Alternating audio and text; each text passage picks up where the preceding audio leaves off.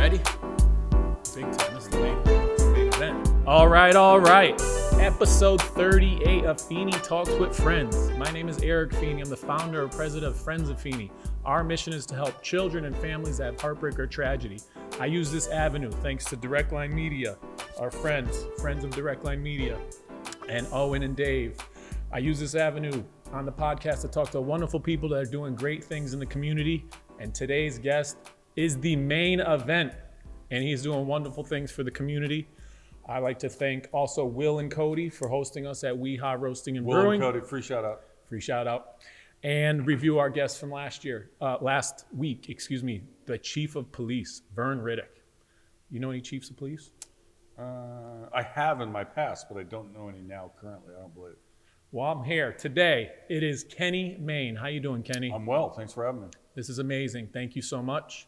Before we talk about Dancing with the Stars, before we talk about you rubbing elbows with celebrities and athletes, and where is Kim Il-jong, and all these other things that we'll get to, let's talk about something really important to me, helping veterans.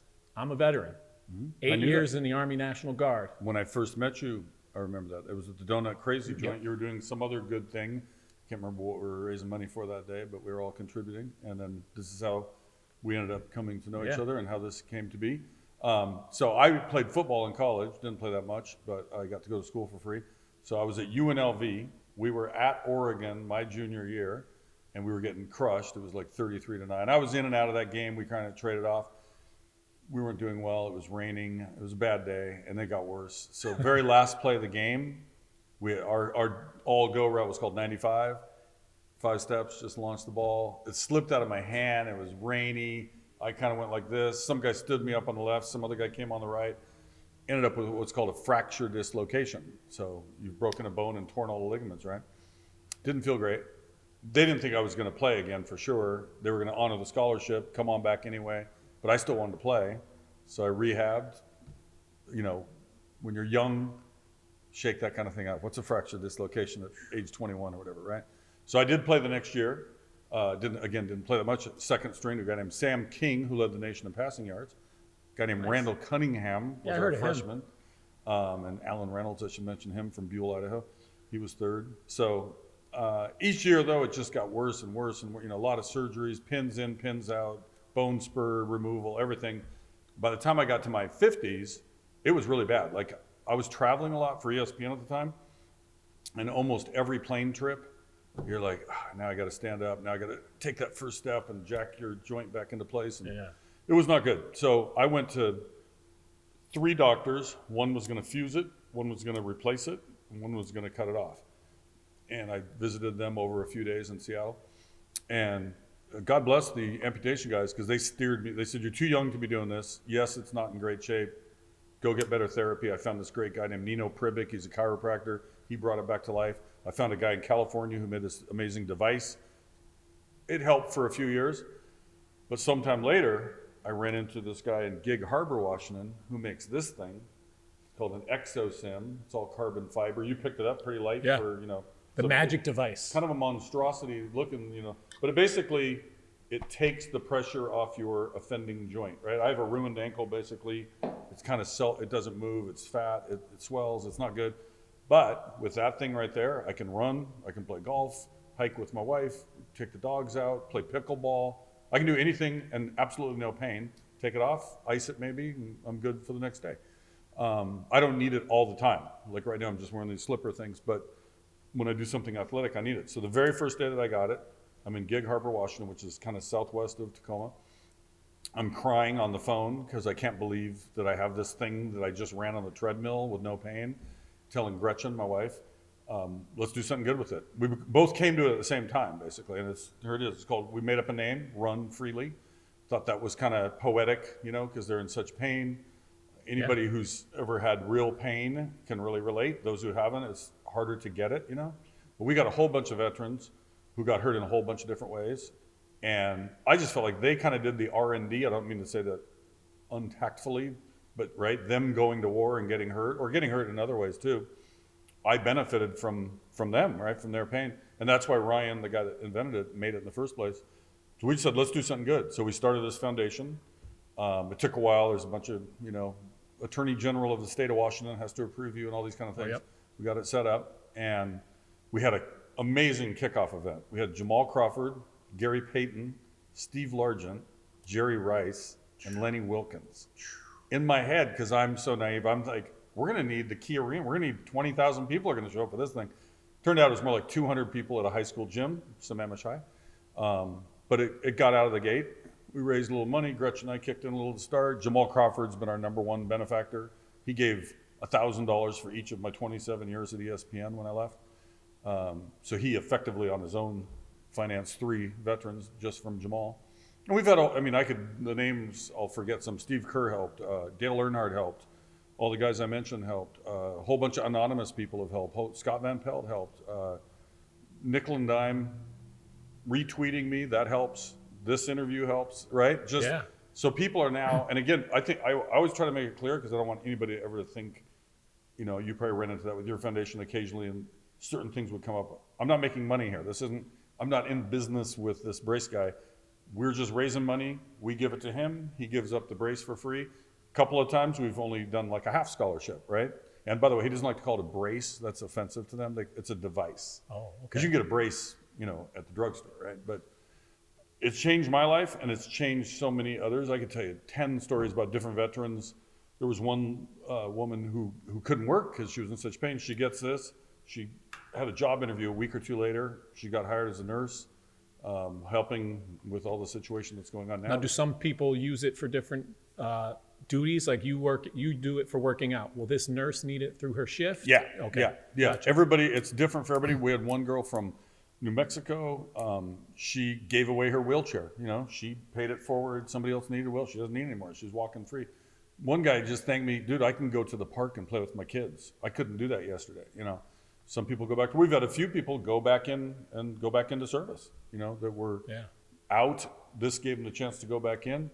I think I'd have to look it up. We're close to 1 a month. I don't know if that's perfectly right, but 3 years plus running, helping 36 people or whatever it turns out to be. Okay, that was my next question. We're pretty satisfied. Yeah, right. I'd have to look it up to give you the true answer, but it's right in that neighborhood.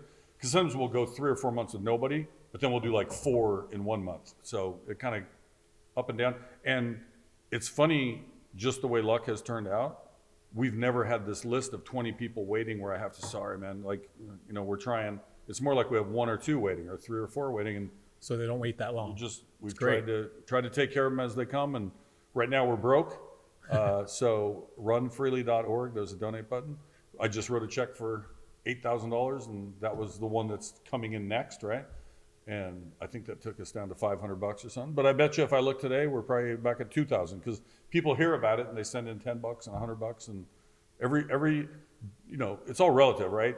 $1 million to one guy is $10 to another guy, right? So we don't ever look down on $10 donations or $1. I always put it on Twitter like if 8,000 of you gave $1 right now, you could buy a brace. There you go. A pretty simple philosophy. A device. Darn it. Yeah. Buy a device. So info@runfreely.org is the email. Mm-hmm. Runfreely.org is the website. Freely. Yeah. Feeney. Yeah, I thought you were getting it mixed up with your own name. Yes, RUNFREELY, runfreely.org. And we're just going to keep doing it. I'm hoping to have some other events because we really haven't. We've only done the one. It's all been just kind of word of mouth and hyping it. We've done some contests. Like there was a company that helped us where people wanted to go hang out with Dale Earnhardt.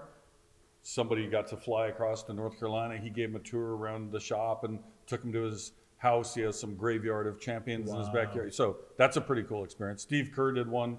They got to have lunch with him and go to a game. So we've tried to do those kind of things. I want to do one with an NFL quarterback. I think I can line one up where what if 100 people paid $1,000 or 1,000 people paid $10 or thousands a lot of action. So maybe we keep it down to about 100. We don't want to ruin the guy's arm. What if you could run a go route from Pat Mahomes? What if you could do that with Russell Wilson? Like we'll find the right person. Sue Bird's I want to be Mario Manningham, sidelines for Eli Manning. Wouldn't that be fun? I would love that. Recreate that. One of my favorite highlights of all time. Oh yeah. No, that's awesome. And Jamal Crawford, maybe he'll teach me the crossover. Well, J crossover. When we did our very first event, we kind of did what I just described. So we had people come out of the stands. They tried to guard Jamal, and he just toyed with it. It was very funny to watch. We had other people who tried to score on Gary Payton, clamp down The glove. deep. We had some people got to throw passes to Steve Largent and Jerry Rice. That's kind of a thrill. So you have to watch what you can do. We were warned we can't do a raffle. There's a whole bunch of other rules. As a charity, you have to sign up special and get special permission. It's state gambling laws and all that. So we've stayed within the rules and done it the best way that we can. I was trying to do Twitter auctions, but I didn't. It's such a funny rule. Like, you can put a product on Twitter and say, who wants to bid on this? That's legal. But you can't say, send in $5 and we'll do a drawing, because that's gambling, which sounds silly. I was trying to, my vision was, why don't we include regular people who don't have $1,000, but they got $5. So we're going to find ways to do it and try to get creative, keep on raising a couple bucks and keep on putting people out there and without pain. No, I love it. And I love the fact you're helping veterans. There's a big West Coast, all Washington people, like Largent. Peyton, For J my crossover. Event? Yeah. It took place in Washington. Oh yes, that event took place in Bellevue, Washington. I've kind of been living in two places. I had daughters. I got remarried, so I'd be with my wife here and my work. I'd fly back to Seattle, be with my daughters. I'd come back here, so back and forth. So home base to me was two places. Gotcha. And I just knew all them through time. I've known Steve Largent since I tried out for the Seahawks in 1982, and Jamal Crawford I knew of, but I met him in more recent years at a Lenny Wilkins event. Lenny I've known forever. Gary Payton I've known since he was a rookie. His Jerry son's Rice. legit too. Oh yeah, Gary Payton. Oh my goodness, have you seen some of his dunks lately? Wow, that is. You got to he's rewind. impressive, yeah. He's been really fun to watch. And Steve Largent used to have these starting lineup dolls, or they would stand Yeah. and pose. I had Steve Largent. Oh, he was the man. I think I had a Steve Largent poster. He was number 80. He was pretty solid. Jim Zorn to Steve Largent, and Dave Cray after that. Yep. So the kid who played ahead of me, Sam King, was offered to go to the Seahawks as a free agent. He turned it down. He was going to go to Canada or somewhere else. My coach said, hey, the guy who played behind him, me, if you like Sam, you'll like this other guy. I got to go up and throw. This is 1982. I've just left UNLV, just graduated.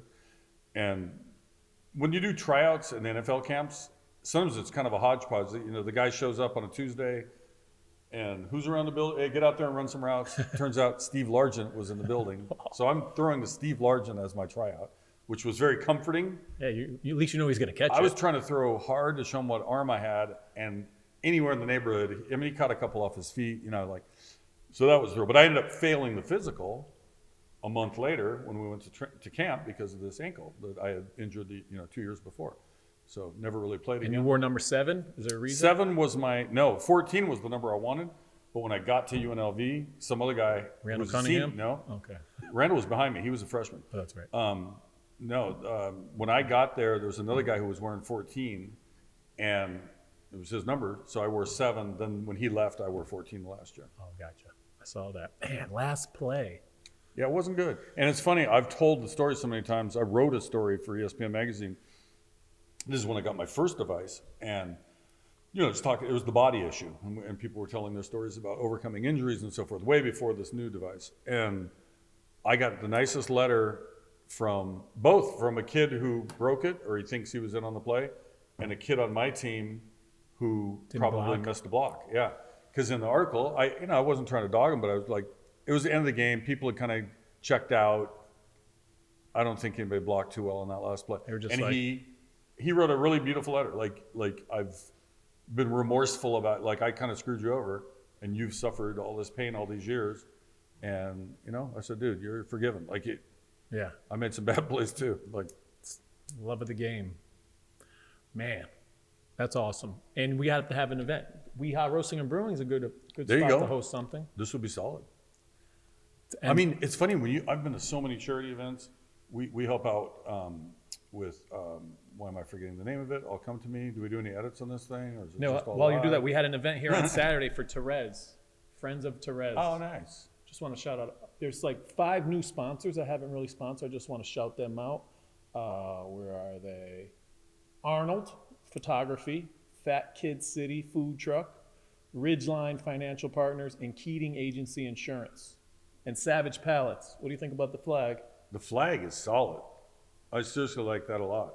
I'm still not remembering the name of it, and I feel terrible. Doesn't matter. What I was going to say is, you go to events, they're all different. Everybody knows the point of the event is to raise some money to help the thing that you're, But I've been to some where they they shake it out of you, and some others that are more low key that just sort of happens, So I'm somewhere in the middle. I don't like being too pushy. Like anybody who shows up at whatever thing we would do, you appreciate that they showed up and they gave whatever they gave. But I've been to some. I mean, it's hardcore. The raise the paddle. Damn it, raise the paddle. Yeah, they'll look at you like, we know what you have. No, Grace Academy. I just thought of it. See? Gosh, dang it. Totally, but it came somehow. So that's a great one in Hartford, where young girls are getting a great education and it's paid for.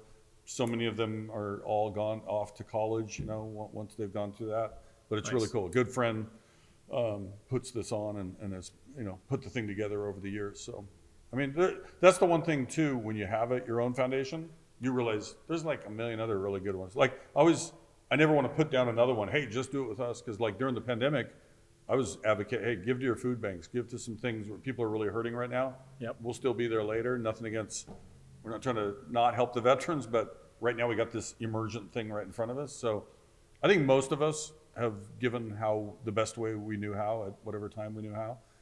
I agree. It's ongoing. Our mottos: be a good friend, hold the door for someone, give a compliment, be charitable. Yeah. I always say you don't have to give to Friends of Feeney. We collaborate with the Connecticut Food Share.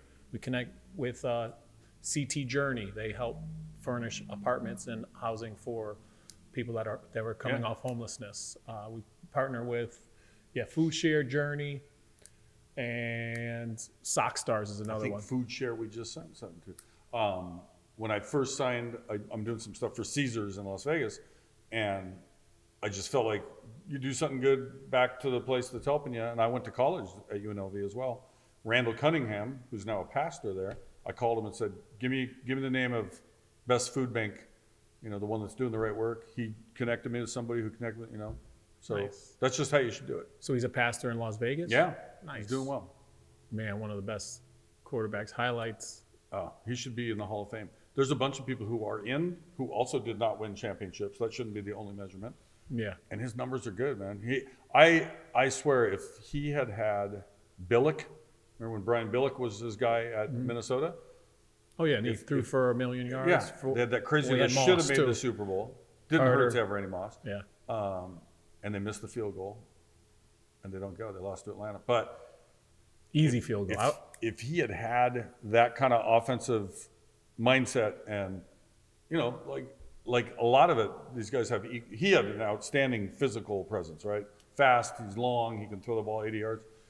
There's other people with lesser arms, lesser natural skill, but they had Bill Walsh as their coach or whoever, Yeah, and a lot of people are saying, the Tom Brady, did Belichick make Tom Brady? What's your take on that? It was, in different ways it was equal because Belichick did a lot more than handle Tom Brady, right? His defensive strategies. Belichick's so good at in-game figuring out what's looking out there like, oh, we're going to do this now. And a lot of people, it's game time and you freeze up and you're staring at that play sheet and Yeah, would have Belichick squib kicked if he were the Buffalo Bills with 13 seconds left? That one was weird. The whole point was don't give. I mean, it was joking. I was going to tweet out they left Mahomes too much time. I didn't have time to type that. Yeah. I was going to say it as a joke because 13 seconds is ridiculous to, Yeah. Turned out that was. But you were great. I was following. You were hammering away during fun. The games. There are. So it's like, kind of like, oh, Kenny Mayne thinking what I'm thinking. Yeah, it's fun. I think it's fun. That's a good use of Twitter. You're watching something, a whole bunch of people are doing the same thing with you. Yeah. And you're all in, I'm not big on mean-spirited talk radio-esque analysis of sports. I'm pretty easy. It's like, I don't know why people get such a thrill at being so mean about whatever the hell happened, whether it's criticizing the coach, the player, whatever, and, making fun of, I don't know. I think the poor guy fell. Yeah. The Chiefs. Got shook. The other thing, and then you just see a bunch of them. Yeah. Fire around. What's really funny is how people don't get, and I know they're getting paid a lot of money and they should be held to a high standard, and I think they are. The worst player on an NBA team. If you and me, regular guys, decent athletes at one point in our lives or whatever, you just be, absolutely. No, Brian Scalabrine put that to the test. Yeah, he was like on the bench. He got clowned for being on the bench. Yeah. And he went to a park. He's like, I'll play anyone that shows up. Yeah. And he pummeled everyone. Yeah, it's just true. So it's funny to me that everybody holds, there's 32 quarterbacks, right? Starters. There's 8 billion people almost in the world, but there really aren't 32 great there's 32 NFL quarterbacks because they're doing it, but there's just, they're not all Tom Brady. They can't all be Mahomes. Like I don't know Josh why, Allen. I don't know why the mark is the very best. Really, we should be the mark should be the middle ground because, right, the median, so to speak. Yep. And I don't know. I'm pretty easy. I enjoy the games, just like on SportsCenter. I enjoy doing the highlights. Not so much the big argument about who's the best or fire so-and-so or whatever. The squib kick, come on. Yeah, they should have done even it. if 2 ticks came off and you're at 11 seconds or 10 seconds. No, it was and then Mahomes hits those 2 perfect. I mean, they were both catch, run, timeout. Yeah. Next, catch, run, timeout. Yeah. Only needs a couple games of Madden. I grew up playing Madden. Yeah. And I knew, go to prevent, don't rush 4. Mm-hmm. Put those on double team. Yeah, because honestly, you know they have Kelsey and you know they have Hill. And psychologically, if you lightly rush a quarterback, he should know about the clock ticking. But sometimes you might go into muscle. I got some no time. Pressure. I got and he's going to eat 2 more seconds. Yeah. So we getting into the mothership. Whatever you want. How is Ira Fritz? Ira Fritz. And Dan Fritz. Ira Fritz knew that I was doing this because some. Oh, yeah? Did he text you today? He texted yesterday. Hey, I heard you doing I said, yeah. So that's my guy. Yeah. He is a wonderful, was a counselor at camp. I'm a director at High Meadow Day Camp. Oh, okay. And Dan Fritz is doing great photography. Yeah. He has volunteered his time. He was actually doing it at the Donut Crazy event. Yeah, he's like a little go-getter. And I tell people that all the time. We're talking about the son of a friend of ours who's young and already kind of out there doing his own business. There's so many more opportunities because people are always complaining like, how am I ever going to break in? It's like, dude, you compared to where I was coming out of college in the early 80s, I had 3 local channels. It'd be a miracle to get hired by any of them in Seattle out of college. Well, there was a 4th and a 5th that were the independents. That's where I went. And most people would go to Bend, Oregon or Walla Walla, Washington or somewhere start small and try to move up. I just started in Seattle, but as a kind of a gopher position. It took a couple years to move up. But now you can start your own website. You can be on Instagram, TikTok, Facebook. No, he takes wonderful pictures. Check him out. D Fritz Photos. I'll shout him out. Free shout out. He was a sponsor at an event. Wait a minute. News coming in. Oh, what do we got? This is a veteran. Got the check. Thank you, brother. See you on the 7th. Turning 31 the day of the game. Okay, so the story on this guy, he's a veteran who's had a lot of issues. Had to have a device similar to that one we had. They needed a different one that's more like a true prosthetic. Our foundation was trying to help him as well, even though we've really been doing this one device. There's a way we wanted to help benefit. So we didn't raise a lot for him. Some of it came in, giving it to him for his PT costs because somebody else paid for the actual device. But he's going to play on February 8th. We're playing a game in Los Angeles. It's me and a whole bunch of veterans and maybe Snoop Dogg against a bunch of ex-NFL players. And it's the game's football? Yeah, flag football. We've done it for almost 10 years. The game's for fun, but it gets a little serious. People, get competitive. But I'd say it's about a 70% nobody's it's like an all-star game. It starts off for fun and then it gets serious. Yeah, there's a couple plays where I just saw Snoop highlights going to USC. I think that was on Instagram today, catching passes at practice. And he's done that. Going hard. Snoop has played with us twice, San Francisco and Arizona. I got to throw him a touchdown. It was a wobbly, horrible pass, but he caught it. But it's just thrill him being out there. I mean, it's Snoop Dogg. What's he doing here? But it's really funny. Once he gets into the game, he's just like another guy. Like he blended in. I looked over. He's like kneeling next to a couple of veterans, waiting his turn to come back in, and very humble out there. Just loves the game. What's the event called? They actually have a name this year. The name of which I've forgotten. It's like Snoop and Stars, Stars and Snoop. Something doesn't matter. It's a game that we've done every Super Bowl that I know of since the Seahawks beat Denver in New Jersey. So what was that? Oh wow. 2013, 14, somewhere in there, right? Yep. So almost 10 years. And there was a time for a couple of years where we did like a little tour. Like we did 2 or 3 other games in the spring be somewhere, in the fall be somewhere, then the Super Bowl. So pandemic kind of hurt things the last couple of years, obviously, but we didn't get to do it last year, but we're back to do it. And Do you still play QB? yeah, it's fun. I haven't thrown a ball in a while, but usually Comes right back 10, to you, like yeah, riding a 10 bike? minutes of warm up. That's the only thing I've ever been able to do. Like some guys are good shooters, right? Yeah. They might be 45 years old, but they can just bury threes all day, right? You always see that guy at the gym. And football's been like that for me. I've done it all my life, right? Had a football in my hand since I was 7 or 8 years old and played as long Now as I you're played. still a Seahawks fan? Yeah. All the way through? Absolutely. Gotcha. Russell Wilson? Is I'm he fine staying? with him. He's staying? Yeah. And I want Pete to say, like, I think it's funny how fickle fans can be, and it goes back to what we were talking about earlier about, the mean-spiritedness. Like, they had one bad season. Like, life goes on. Like, go back to your job, be with your family. Leave them alone. Like, next year, I think they'll be better. And just like a lot of teams had this or that happen in a few games, they would end up being a playoff team. So they weren't as good as we expected. They were inconsistent. Russell got hurt. He came back too early. There's a bunch of good excuses. But I wouldn't, unless name some other quarterbacks you'd rather have than him, well, they're not available. We're not getting Josh Allen. We're not getting Pat Mahomes. So I was hoping Russell Wilson went to the Giants. Is that a thought? nothing's impossible, right? Like, it could come to Seahawks looking at it like, dang, we could get this guy and this guy for him, and he's how many more years? That's the thing. He's taken some hits. He's been tackled a couple times, but I hope that they improve and stick with most of the same nucleus. Is my hope. No, it's great that you're helping out veterans. I just found out today that I'm going to interview a Vietnam veteran, a Medal of Honor winner, Paul Buca. Oh, wow. Paul Buca will be coming on the show.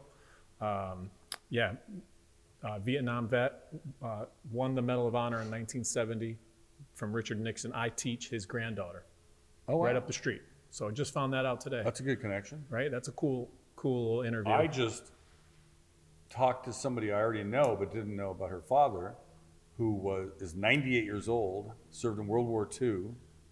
He was out in the Pacific, No, it's funny. Like they sit on it.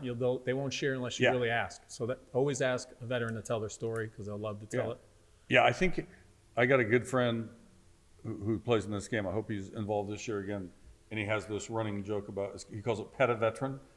And just like I think most people just know when people are sincere when they're not sincere. You can usually see it in the first glance.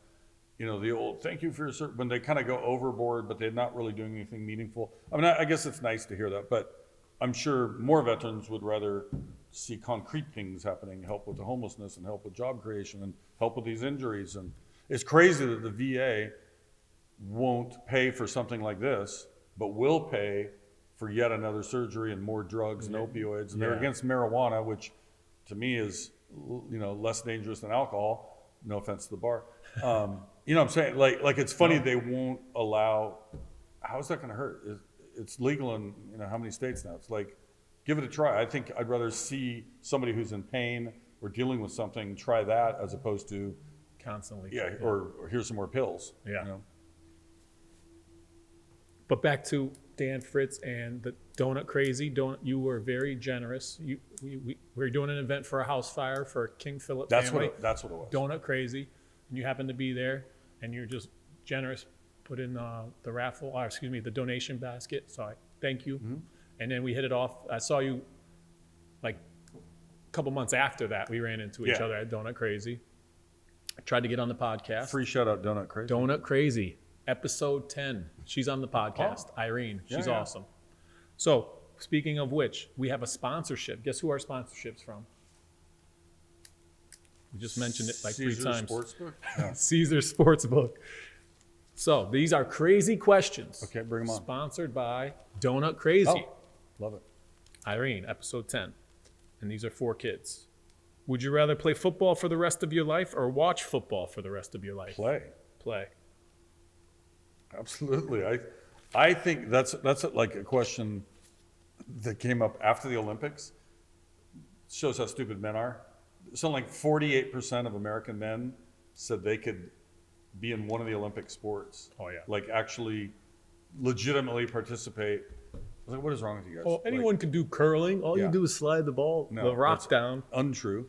Also, I could play goalie, but they might score 11 goals on me. So it doesn't mean, play and survive. But I think I could survive still one series. Get the ball out quick. I ain't going to hang on and let some guy crush me. Tom Brady, longevity, he gets it quick. Yeah, the ball out. 3 seconds. But some of your skills erode. Just catching the snap. Like, people don't realize how fast, even on a shotgun at the professional level, how quick. If you ever get the chance to be sideline of an NFL game, you're just blown away. And I played, and I'm still I can't believe how fast every guy is running. You got 300-pound guys running like running backs used to run. It's violent and or it's even fast. the NBA. I had good seats NBA is the other ridiculous. day, and I'm like, these guys are massive. You see Giannis 2 steps from center court, and he's done. Yeah, it's a different game. I play in the Turkey Bowl. The teachers play the 5th graders every year. I'm 9-0, quarterback. Nice. I've thrown for maybe 2,000 yards. Love it. 15 touchdowns, no interceptions. Oh, nice. Scored the game-winning touchdown. Made the 5th graders cry. I don't know if any 5th grader is going to watch this, but you were crying. Mr. Feeney scored the game-winning touchdown. And that reminded me the best Kenny Mayne highlights. When you, Stuart Scott, go to play kids in the gym. That was probably my favorite commercial. Was that your favorite one? There's several that are close to it, but the premise, this is Sports Center commercial campaign. Yeah. And the premise, Dan Patrick starts off saying, hey, we all like to give back to the community and try to do our part. And then they show Stuart and I with the Big Buddy program, that was called. It was a brown shirt, in fact. Yeah. And we, instead of helping, we immediately become absolute jerks, competitive. Stuart checks some little kid. I'm screaming, what's up? Give me the ball. Your mom signed the waiver. Yeah, exactly. Your parents signed the permission slip. Classic. Get up. Classic. That was, I joke, that's me on Turkey Bowl. That was question number one. Me. That was question number one. That was only question number one. Would you rather be able to run 10 miles or 100 miles? I'll take 10. Too far. Yes. That's like an ultra marathon. Yeah, let some other guys do that. Would you rather play baseball or basketball? Basketball. I wish I had a better jumper. I'm so mad. I never learned. It's funny because usually quarterbacks are good at the other things, and I just wasn't. Jump shot and quarterback go hand in hand. You'd think. No? I was a bricklayer. I basically, it was just high school basketball. I was like hustler, scrapping, diving, good passer, but no jumper. But you could thread a needle with a football. I can still throw. It's funny, you don't lose. Warren Moon told me the arm's the last thing to go. We shot a story with Warren and Dave Craig. At the time we shot it, Warren was the all-time fumbles leader in NFL history. Mostly, quarterbacks touch the ball, they're going to fumble. Yeah. And we pretended that he was born with butter on his hands, and he had to go to James Andrews, the famous surgeon in Birmingham, and have the butter. Yeah, he invented Tommy John surgery. Have the butter scraped off his hand, and he was going to then return to football. Dave Craig, who also had a lot of fumbles, didn't want the surgery, so we took him golfing, and the club would fly out of his hand. And, yeah. Who came up with a lot But of we that? literally went to James Andrews in Alabama, and we had another guy stick his hand out, and that was pretending to be Warren Moon. Yeah. It was a combination. There's a bunch I thought up, and then my producers would make them better and fancier. There were some others where somebody had a really funny idea. There was one of my favorite ones I ever did. Another guy thought of most of it, a guy named Tom McCollum, my old producer. We went to Buffalo when Marshawn was a rookie. Willis McGahee had just left Buffalo, and on the way out, he kind of trashed the town. He says, there's nothing to do here. They got an Applebee's and a Dave & Buster's, and don't even start with the women. And that was his quote, right? So I read this to Marshawn, and then he's like, We're going. Let's do something about it, yeah. So we went to Applebee's and Dave & Buster's and had some fun. And that's been replayed in Buffalo 10 million times. Like, it's crazy how that's a long time ago. Marshawn was a rookie. Yeah. Is that 15 years ago? He's Whatever, a long time ago. He's great. Yeah, he's a good one. Would you rather eat pizza that tastes like ice cream or ice cream that tastes like pizza? Neither. All right, so this is the one we're going to figure out what Pokemon card you're going to be. Would you rather football, volleyball, baseball, or basketball? You got to pick one. Football. Electric, water, fire, or grass? Grass. Mine, city, home, fields. Fields. 70, and you are a Grookey. Of course I am. Grookey. What you know about Pokemon? Not much. But you're a Grookey. I'll take that as a compliment. What was your first team's name? Lake Crest 7-Eleven. It was Little League Baseball. I'm pretty sure that was the first year. You know, you'd have local sponsors and you'd wear their thing. I'm pretty sure it was Lake Crest 7-Eleven. And it's what's funny, I'm so old, 7-Eleven was a new thing, right? It wasn't a thing forever, right? 7-Eleven comes to town and they got these franchises. I remember the advertisement. I think I was 8 years old or something, and it was $25,000. You too can own a 7-Eleven franchise. And to have a store that was open till 11 at night was a big deal. Oh, yeah. No, it was great. And then it went 24 hours. Yeah. I worked there, and I used to get paid $4.25. Wow. As a high school kid. My first job in television, I made $6.55. All right. I guess I'd rather clean Slurpees or... I was a garbage man. I made way more than doing that. I was a garbage man my freshman, like my first 3 years of college during the summer and sometimes in the winter. It's a great job. Yeah. And I have high respect for those who do that job. Like, you know, they're doing us, think of the jobs that are out there. Which one would you, if it got knocked out, canceled, and they're not working tomorrow? Yeah, which one are you going to notice? That's Give it 2 weeks. Yeah, I mean, ambulance, you know, fire, like garbage men, right up there. And women. Some women are out there. What was your first job? It wasn't that. That would be, I'd say garbage man was my first, you know, where I was really showing up and getting a paycheck. I worked, well, way back, I was a berry picker. So I'm only in 3rd or 4th grade. A bunch of little kids would get on these buses down to the fields in Puyallup, Washington, and you'd pick strawberries, you know, out in the sun all day long. Get paid per flat. I worked for my uncle's laundromat. Like clean the dryers, fill in the pop machine, mopping the floors. Later, I moved up to the counter. Nobody came. He got no business. So basically, me and friends would screw around. Do homework. We played that or play indoor Nerf sports. You know. Oh, I had the mayor in here. She had 4 sons, and she said the indoor Nerf hoop at her house caused so much havoc. You know, butt prints in the wall, dunking, breaking glass. And I was like, I've been there. I went worse than that. So I'm so far back that not all the games are on TV, right? I mean, you know, that's, I don't know how many years, where almost every team had its own channel, right? So the Sonic games would be on the radio, and I would listen to Bob Blacker and make, you know, whatever happened in the play. Then I'd imitate what just happened while they're coming down the court the other way. And sometimes I had a sock and shooting into my mom's corner lamp. Yeah, that's awesome. Whatever's available. This is Kinsley, and he's nice to meet you. He loves UConn. Are these from your These are students. Okay, These are students. I'm finally getting it. Getting it. What's your favorite sport? His is basketball. Still football. Still football. Would you rather have 10 tentacles or 10 arms? Arms. Would you rather be made of pickles or footballs? Pretty obscure question. I'll go footballs. I don't know. Are you in any commercials? Yes. I'm in a commercial with Halle Berry, famous actor who won an Academy Award. Can you get her on the for podcast? Monsters. I can try. I mean, I don't really know her. I met her once. It was fun. Is that the one, Caesars, before Eli and Peyton? Or exactly. Right after? The same one? I'm in the one where we're all sitting on couches and all the Mannings are there. J.B. Smoove, you know, from Curb is there. He plays Caesar. And then Cleopatra is Halle. And then Trey Wingo, my friend, ex-ESPN as well. So we're all sitting around. It's almost like a fake press conference that we're meeting this big group of people. And I say something like, Archie, is this the first meeting you've had with Caesar and Cleopatra? Of course, when we shot it, I said like 20 other things, hoping to steal some more time and say my jokes. They just went for the singular as scripted line. Oh, it's great. Sadly. And it's Trey Wingo. Is his name like Michael Bartholomew Wingo III? Yes. It's not that. It's, isn't it Hal?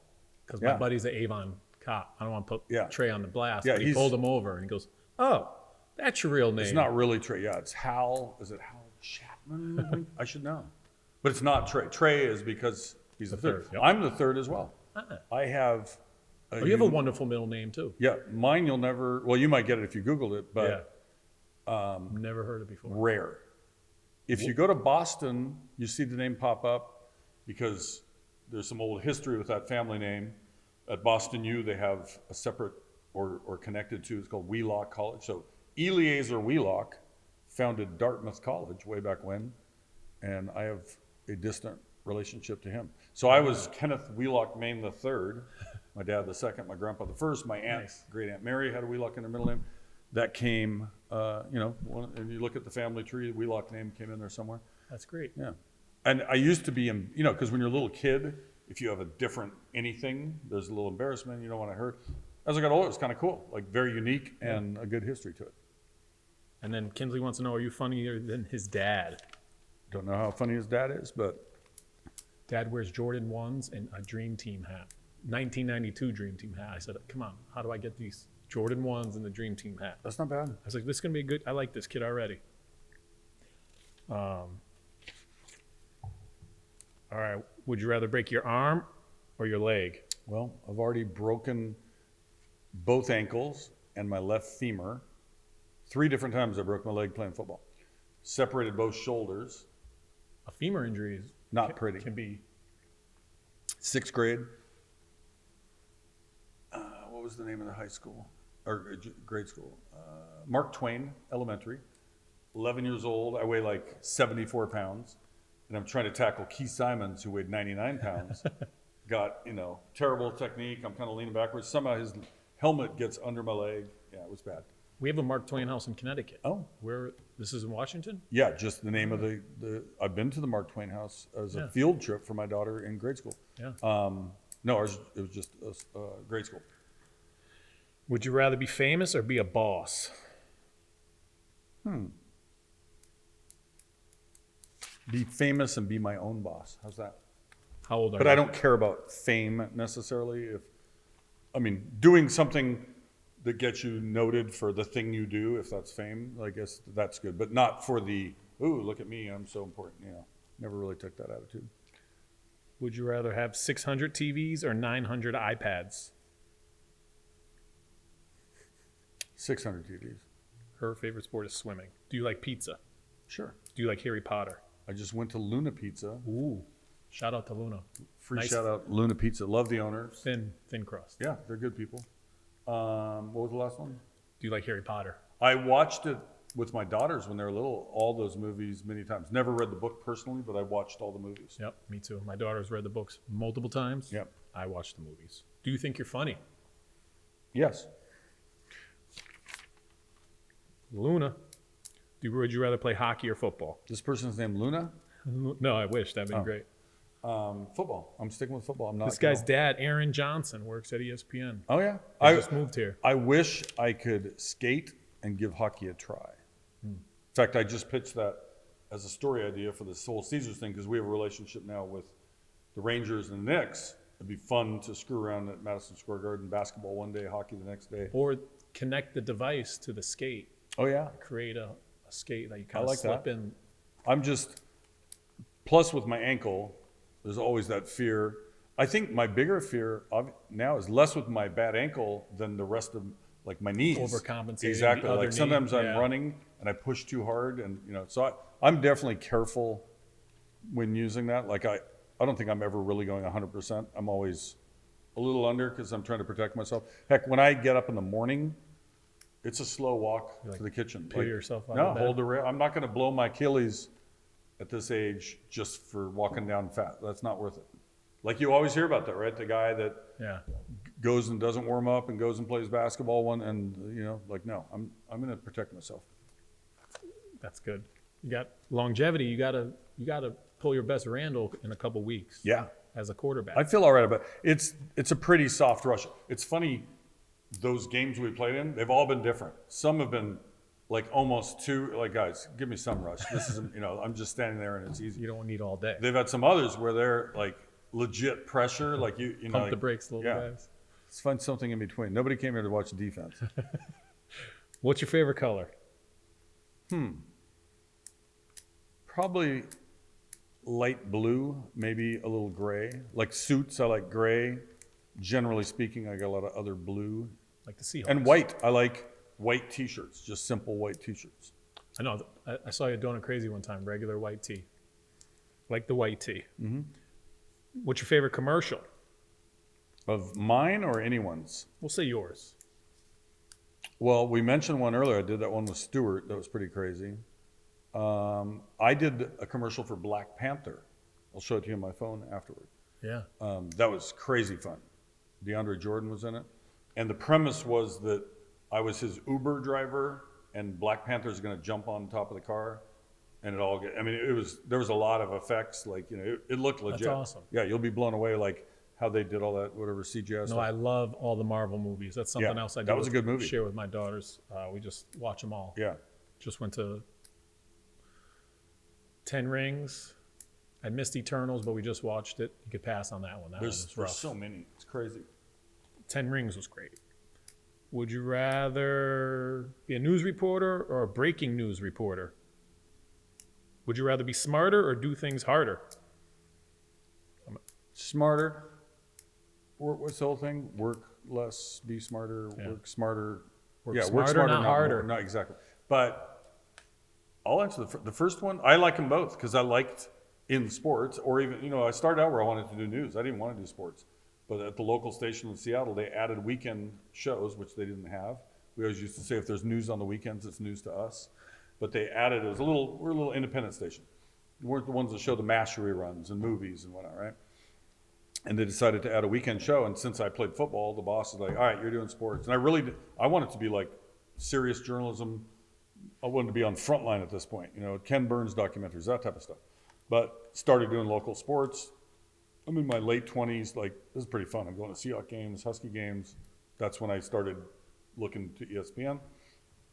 But I always liked the big features, like really writing well and getting into something, whether it's serious or comedy. But reacting in the moment is pretty fun too. Like in sports, I remember one of my last shows, I think it was in May, we had a bunch of no-hitters, and one of them happened literally the last out, 3 or 2 minutes. We're on the air, at top. It just happened, and in 90 seconds, the producer did a great job. A guy named Evan. He's just quickly like, all right, here's what we're doing. We're going to show the last out. Then we're going to go to the wide shot. Then we're going to, and it's really fun having that pressure and having to react and try to pull it off. Yeah. Live on the spot. Mm-hmm. Yeah, ESPN. So you were there for 27 years. And 1 month. And 1 month. How was it? All in all, no complaints. I had amazing, did stuff, wouldn't have imagined I would get to do otherwise, right, without that connection and the availability of the things, that put me in those places. Got to be at Dale Earnhardt's 500 win, met him, hang out with him, interviewed Stevie Wonder a couple times. That's number one.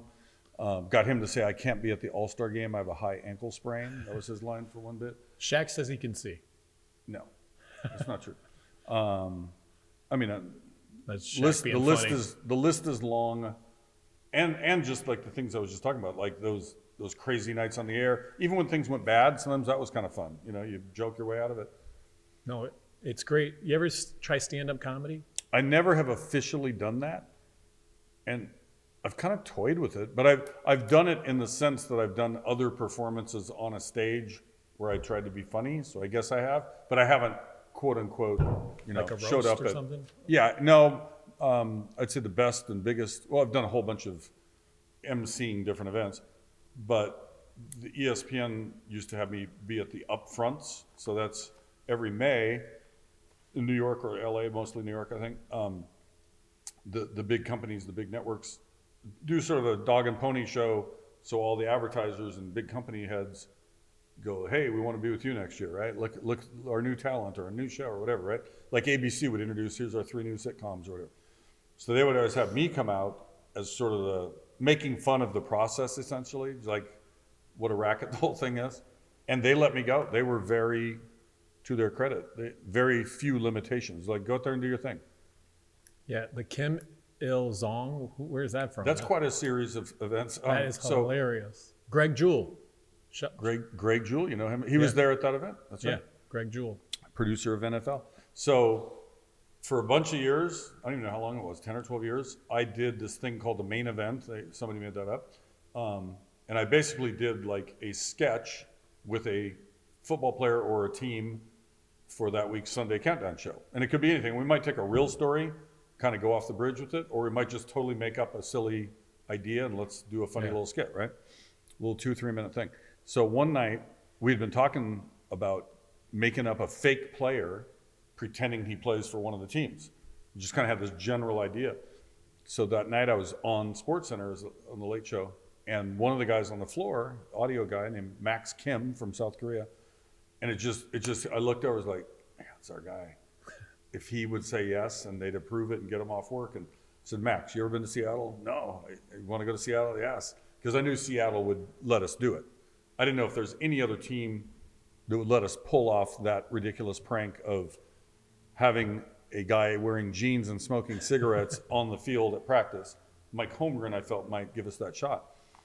So Max said yes, his bosses said yes, my guy said yes. We go to Seattle, and we pretended that the Seahawks had signed him for $1 billion because they want to win now. And for like the next 8 or 10 years, every year we did one new iteration of this joke about this fake player. He got traded, he quit, he got cut. Hasselbeck told him not to touch his car. We had all these crazy things. He was going to join Pearl Jam. Next year, he couldn't even get into a show. We need to know, where is he now? He met Rick Ross, the rapper down in Miami. Yeah. He tried to sell yachts during the recession of 2008. Like all these crazy things. He still works for ESPN. I just texted him the other day. He's an audio. He's moved up. He's like a higher level of that division. Just he's working, doing shows. I text Greg. Funny guy. What can I get Kenny with? He goes, ask him about Kim Ilzon. I didn't know that one. I thought I knew a lot. I mean. Yeah, if you look up KIMILZONG, Kim Ilzon, you'll get some North Korea propaganda, but mostly you'll see videos of my guy doing these funny stories. I saw a guy, and he's like number 139. 129. He walked through the tires smoking a cigarette. I mean, there were some moments. And then, this my favorite thing of it. I got in number 8 or 7 or whatever number it was of year. We got John Legend. I wrote the song for John Legend, who then made it sound like a real ballad. And it was like, one's Korean, one isn't. Neither speaks the other's language. And he made it real. I mean, John Legend, come on. Legend. He's a legend. No, that's good stuff. And, sports, you had a wonderful, wonderful career. And you were in my heyday. I think it was middle school or high school. You made sports fun, hilarious. It was a must go to bed watching SportsCenter and wake up the next day watching SportsCenter. Because we would have the Late Show would repeat over and over and over for like 12, 13 hours. It's funny, sometimes people will put clips like, you got to hear this call from Stuart Scott, Kobe Bryant, from whatever, or sometimes me. And sometimes old tape kind of goes bad and it kind of warbles a bit. Other times I'm like, did I really sound like that? Like, I sounded a little nervous and my voice was a little higher. Like, I think it was just, those were the days. Like, I was brand new. I didn't get hired till 94. Did a car racing show. Or first I did Sports Night, then they killed that show. I did like little updates at the bottom of the hour, top of the hour. And then I did a car racing show. I knew nothing about car racing, but I quickly learned and it became fun for a couple of years. So it wasn't really until like 96 into 97 where I was more regularly on SportsCenter. Then I got picked to be with Dan Patrick after Keith left. And, a lot of SportsCenter for a number of years after that. But so 96 senior in high school, that's why I was like, yeah. Oh, yeah. Heyday. Like Sonics, Bulls, 96 title series. And you and Dan were like Batman. We were Robin, 97 to 99. Pippen and Jordan. And there was Stewart and Rich Eisen. I mean, there were so many people, so many good ones that came in and out and did different things. But another Fritz, Todd Fritz, Brooklyn Fritzy. Sure. His kid goes to camp. Okay. He's going to be a guest on the podcast. Nice. But he wants to do it over Zoom. I'm like, come on, that's not as fun. Yeah. I'm debating that right now. I have an idea for Caesars for something I'm trying to do. Somebody had thrown out, why don't we just do it by Zoom? I said, Zoom? Why would you not right? There's a much better conversation where you're really seeing a person and we're COVID safe, we've been shot and not shot, but you know what I'm saying? Yeah. Do it the right way and you get more human reaction out of people in the moment. Yeah, as a teacher, I'm noticing you're missing, social cues and facial expressions, teaching kids how to read or watch my mouth or, they'll know if you're about to say something. I got one for you. You teach all subjects? Yes. Do you know the 9 thing, the math thing with the number 9? With the fingers? The trick? Say a number bigger than 10. Don't be ridiculous. Give me like 12? Go higher if you want. I mean, do 52. Okay. What's 5 plus 2? 7. What's 52 take away 7? 52 take away 7. 52 take away 7. 45. What's 4 plus 5? 9. Okay. 9 will always be the answer. Give me another All right. number. We'll do the same thing. Hold on, I got to write this down. It's pretty I'm fun. going to do this tomorrow with the kids. It's very fun. So what are you always minusing? 45? You take whatever you said 45, so you I think I said 52. I'm sorry, you take 5. Then you did 7. Yeah, 52 is 5 plus 2, because you get the 5 and the 2. Then you take it away from it, come to another number, add those two together. So give me always be 9. Always. 66. What's 6 plus 6? 12. What's 66 take away 12? 54. 54. 5 plus 4. Here's First one. thing tomorrow. 70. Okay, what's 7 and 0? 7. 7. 70 take away 7. 63, 6 plus 3 is 9. Man. All day. Where'd you learn Now, this? We tried to do it with some bigger ones. Somebody said, all right, fine, 1,012. There's a way, but I don't really know it's keep it in double digits Okay. above 10. We have So one. like 11, 1 plus 1 is 2. 11 take away 2 is 9. Okay. I have one where it's like the 9 times tables. What is 9 times 5? 45. So I go 1, 2, 3, 4, 5. I put down my 5th finger, 4 and 5. Okay. 45. What's 9 times? Give me another one. 9 times 2. 1, 2, 1, and 8. Ah, 18. interesting. So that's my 9 Always trick. will work out. Yeah, 9 times 8, 81. Wow. Not as mind-blowing as yours. Mine's cool because you're like, wait a minute. Oh, he went, yeah. Yeah, you're like a Time magician. Time out. We can just keep going, but I'm just, what What, just you got happened? another vet? Is that Caesar? JB Smooth? Bring We're it here on. with Kenny Mayne, the main event. After this that is commercial amazing. break. Episode 38. We're almost into 40. Do we edit this? Is this just raw? Here it is, guys. This is what happened. No, Dave from Directline Media will edit it. I We haven't edited it, but I don't think we've only had a couple places, and I wouldn't even care if you let it run raw. Where I said I can't think of that, I can't think, and then about 2 minutes later I came to it. Like Oh, I yeah. kind of like that as opposed yeah, to we stopped to take pics, which Yeah. we haven't done yet. Sure. So we got to do our pick, and want to show your magic let's device. do it. We're Yeah. back, segment 7. This is called an exosim made of carbon fiber. I have a ruined right ankle. In 2017, I met a guy named Ryan Blanc in Gig Harbor, Washington. He makes these. Stick your leg inside it, stick that in your shoe, start running, no pain. And So- mine was just from football, but they made this for veterans originally. So Gretchen, my wife, and I started a foundation, Run Freely, and we raise money, and then we buy them from this place, and we just send them the check. Veteran flies in. We've flown in a couple veterans. A couple couldn't afford it. We found a way to raise that too. It's better, obviously, to minimize how much each time we go out with, because then we can help more. But a lot of them have been local up there. We've probably been a little top heavy to the Northwest, people who could drive there. There's more. Gotcha. And also people who have heard about it, right? Because not everybody knows about this thing, but a lot of people around there do know about it. Or they see something like this, or they hear about it in the newspaper or whatever, and it's working out. So I have high arches. Do Yeah. they measure your foot? So it has to fit your foot and your calf Yeah. length. So it's very precise, Ryan, right? It's like anything else where you have to make a mold first, and then you try out the mold, which you can't do a lot on it because it'll break because it's just a mold, but at least you can find out, does it fit? Does it feel okay? Then they have a fabrication unit, guys in white lab coats, it's legit. It's like, it's not a ma and pa shop. It's like, it's not a huge place. I mean, it's, a little bigger than this place, but not a lot. Maybe about the same, because that would be where they make them back there, where they're making the beer. But it's unbelievable, and it takes a beating too. I don't know. I've never wanted to test it because I don't want to damage it, but I think I could just throw it over my shoulder and might scuff. But now and then, if I'm golfing, it's pretty clean right now. But he was mad because I dented it in a few places, probably when I stood on a golf course parking lot when I was putting it on. Oh, yeah. And he shined it up for me. So I've had very few problems with it. Like, they've been so minor. Like the Velcro kind of got sideways, or little things like that. But it's durable, and it has this in the back. It has these struts.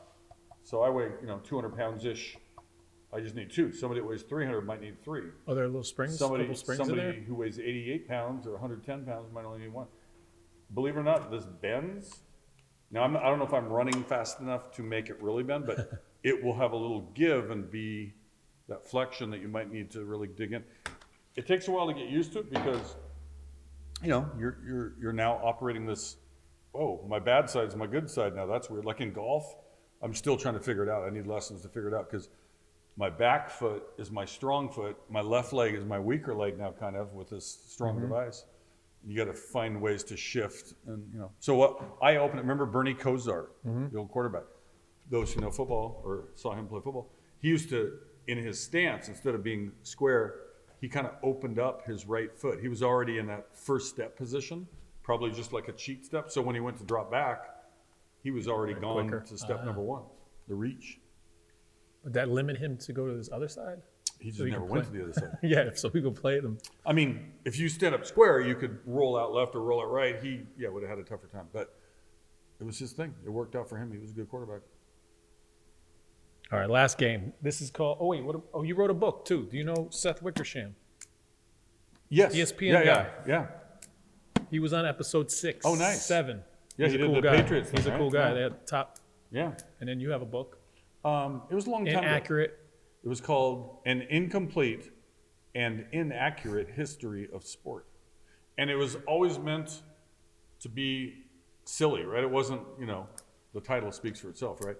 I wish I did it again because I think I would have done a few. I mean, that's true with a lot of things, right? It wasn't terrible, but it wasn't great either. It was just like, it was kind of, silly. But satire. It was like pretending like I was looking at the history of different sports, but I didn't really stay consistent. Some chapters I just kind of did whatever I wanted, so it was a little bit all over the place. Had some children's art. That was my favorite thing. My daughters were little at the time, and I had them draw some things I literally put in the book. They're very stickman children's art. That's fun. Cool. That's awesome. All right, so Incoherent. But I have something else. Go ahead, please. One more for you. This is worth it. I'm going to find one and give it to you. With Topps, the trading card company. Yep. So when I was a little kid, I was probably 8 or 9 years old. My Uncle Bud, we made up a baseball game with a deck of cards. And I feel like I devised it more than he did. That could be my false memory. Maybe he helped steer me, but whatever. He's gone now. And basically it's like playing war. So high card wins. Pretend we each have 26 cards. Yep. You're up to bat. You throw a 5. I throw an 8. Strike. Vice versa, that's a ball, right? Oh, so you're keeping balls and strikes. Now you throw higher than me, but you have a jack. I have a 5, say. You beat me and a jack as a single. So now on your score sheet, you're putting your best friend, your dog, and your girlfriend, make up your lineup, Rod Cruz batting second, whatever you want it to be, right? Now you got a runner at first. Now you look at your next card, because you might steal. If you have a high card like an 8, 9, 10, you'll say stealing. If it's a ball, he's safe. If it's a strike, he's out. If I throw a face card, you're out anyway, right? Yeah. It's fun. That's awesome. And the most fun part about the game, in my opinion, is the silliness of who's batting next. Oh, it's our second dog, Judd, And we play 1 out because if you play 3 outs, the scores just get stupid. Like there's too many queens out there, Yeah. So we try to we like the realism of, I like scores to be 5-2, not 17 Can you hit a double or a triple? Queen is a double. Gotcha. King is a triple. Ace is a home run. If the pitcher throws a face card higher than any card you threw, face card or not, you're out. So it goes, and then you mark it down. So I took this idea to Topps, just explained it like I just did to you, in email form. I said, I think I've come up with something. I've never seen quite that game out there. So they ended up producing it. It's just been out for a couple years. Hasn't, we haven't made $1 zillion off it, but we get these tiny little check. It's just kind of cool that they did it, period. Yeah. So they made like a playing sheet, but you don't really need it. But it kind of like has some of the rules on the back, and then you can put people on the bases if you want to play it that way. Really, you just need a score sheet to keep bases. Yeah. What's it called?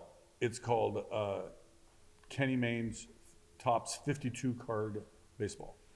I like it. And what they did was unique. Can I share a link on the podcast? What was unique about it, if you tell people to go to topps.com and in the search bar put my name.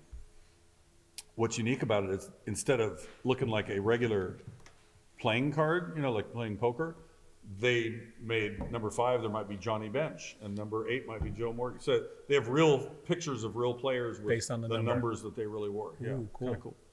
Gary Carter, number 8. I think he's in there. Gotta have. What minute are we? So I know the shout out. Tops, Kenny Mayne. Hour 5. All right, maybe we'll skip Incoherent today. Incoherent. We'll play one time. Incoherent game of I'm gibberish. just double checking any problems. Outrageous, what happened? Jeopardy, absolutely outrageous. Oh, apparently people are saying on Twitter that I was a question on Jeopardy. Come on. Which I've been previously. I think I was previously. But this time apparently they didn't know who the hell I was. Oh, come on. The Mayne Event. This is great. So you're going to gibberish sound that out, and it's going to be a clue and an answer. Say it out. Sean Nuff Kennedy. Sean Nuff Kennedy. My clue is it's a former president. Sean Nuff Kennedy. The only person we call by their first, middle, and last initial. FDR. Close, the other guy. LBJ. Cape Cod. JFK. There were several of those. True, I guess that's a bad clue. So you say it like gibberish it out? They play this game on Fridays. John F. Kennedy. I get it now. Oh, you'll get this. Michael Shorthand. Michael Shorthand. Who is that? What? I think LeBron's better. B-ball. Michael Jordan. Michael Shorthand. Okay. So you say it. The game. It's one. It's like sometimes they'll flow. It's like a neighborhood away. Sometimes they'll flow into the next one. It takes Incoherent. Gibberish. Michael Shorthand. Okay. It's a good game. Incoherent with Feeney. I've never heard of this, and this is fun. This is the family version. I love it. Give me one more. They play the adult version here. Bring it on. Bring it on. Harpy and Ken. Harpy and Ken. Toy dolls. Barbie and Ken. Come on, a few more. We're on a roll now. Home to humans. You gotta sound them out. That's the best part. Home to humans. That would be Earth, but Planotter. Planotter. Oh. Pull on Earth, planet Earth. All right, it's much easier when you're on this side. Earth. Yes. All right, last one. Nickelodeon. Boom. Boom. I get it. It's a good game. I like that. Incoherent with Feeney. We played a game, I don't even know the title of it, and it was quizzing people on TV and movies, mostly TV. And a lot of us had never heard of, but you had a multiple choice, so you could narrow it down to 2. And it was really fun, even in our ignorance of not knowing. I've never heard of that show, But somehow you could get it once you heard a clue. Sometimes, they had one, I don't know, some YouTubers or new pop stars that I don't know. But no, you got a favorite teacher. We're going to wrap it up. Favorite teacher? Oh, a bunch of favorite teachers. Mrs. Loomis in 3rd grade, because she looked like Jessica Lange. So I think that was Mrs. Loomis. Yeah, I'll never forget that. Elementary school or? Yeah, third grade. Yep. That's the grade I teach, 3rd grade. Some great junior high, Tom Mars in journalism, Joe Gochi in high school journalism. Because I knew what I wanted to do very early.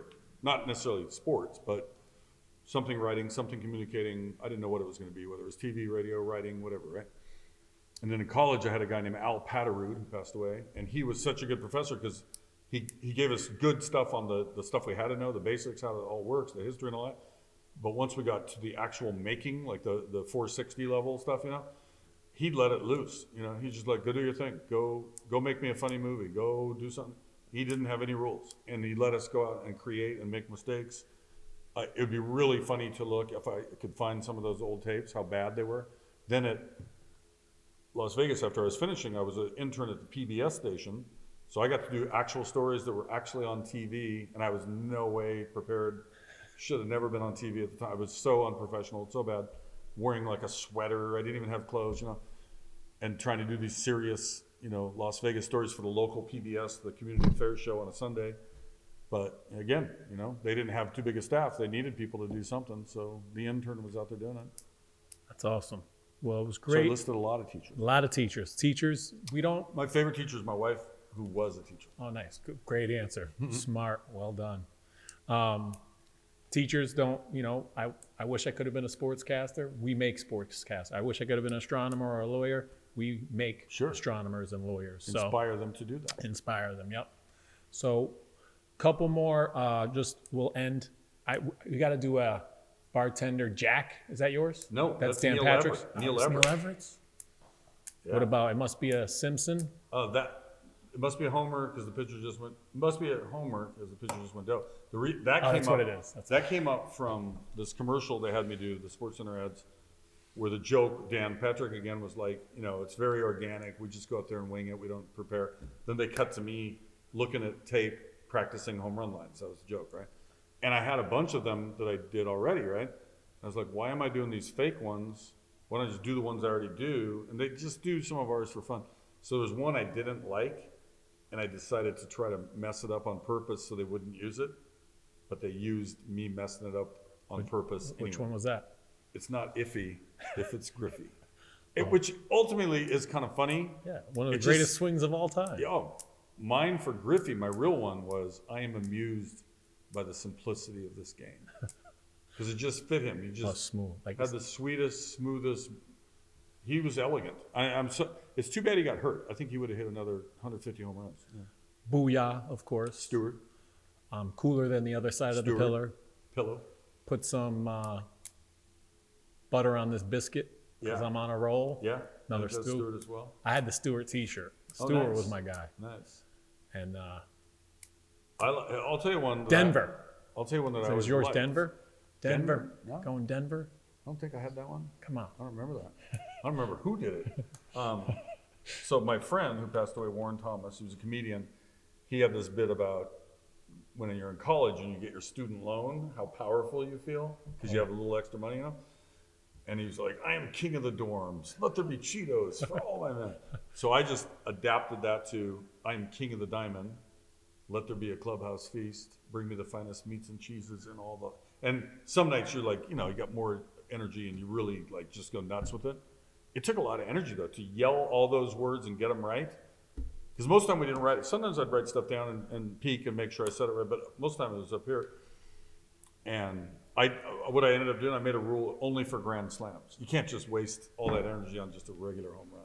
Gotcha. And then I like going the other way where it was the opposite of a catchphrase, just he hit the ball over a fence, just minimalist. Oh yeah, those were great. Over some fencing that had been established, whatever. Definitely slowing it down was key too. No, you're a legend, and you're here on Feeney Talks with Friends. I'm blushing, and this is great to just sit and chat with you. It was good.